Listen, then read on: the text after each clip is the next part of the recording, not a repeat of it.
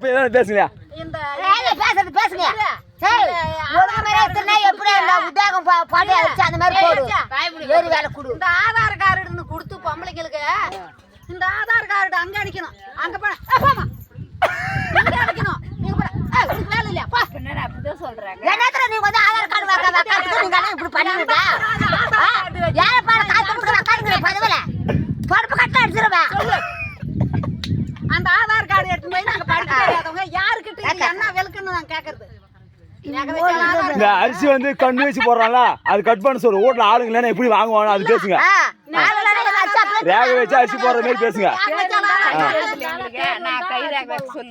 கை ரேகை எங்களுக்கு கண்ணு தெரிய மாட்டேங்குது. வீட்டுல ஆளுங்களால வெளியில வேலைக்கு போயிட்டாங்க அப்படின்னு பேசு. எங்களுக்கு ரேகை வச்சு அரிசி போட்டுருங்க அப்படின்னு பேசுங்க. கண்ணு தெரியுது நல்லா அடிச்சு வாங்கிடுறாங்க. இன்னொரு பொழுதுகால நின்னுக்கிறான் அவன் அழுந்துட்டு போறான். இது நியாயமா? யாரு இப்ப இன்னொரு டீப் என்ன பண்றீங்க? பதவி வந்தா வகுத்துல இருக்கிற குரல புடிங்க அது வைங்க நான் அடிச்சு போடுறேன்னு சொல்லுங்க. ஏன்டா வகுத்துல இருக்கிற குரல புடிங்க திரும்ப வைக்கிறது? நான் மரியாதை ஒரு கேள்வி கட்டுடுவேன்.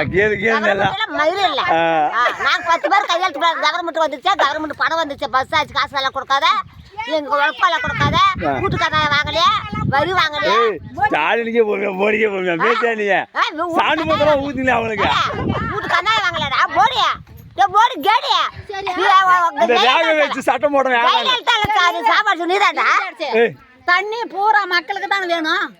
அந்த சாலினி நேரடியா ஒரே வீட்டுக்கு டேங்க் வச்சு தண்ணி ஊத்துக்கறான். அது என்ன ஒருத்தரே நம்ம ஊர்ல வச்சுக்கிறான் ஒரே வீட்டுக்கு அவன் கட்சிக்காரருக்கு சொல்றாங்களே.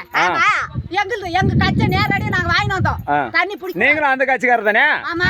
ஏன் அவங்க வீட்டுக்கு மட்டும் போட்டாங்க? ஓட்டு போட வரட்டும் அங்க கட்சனா அன்னைக்கு ஓட்டு போட வரட்டும்.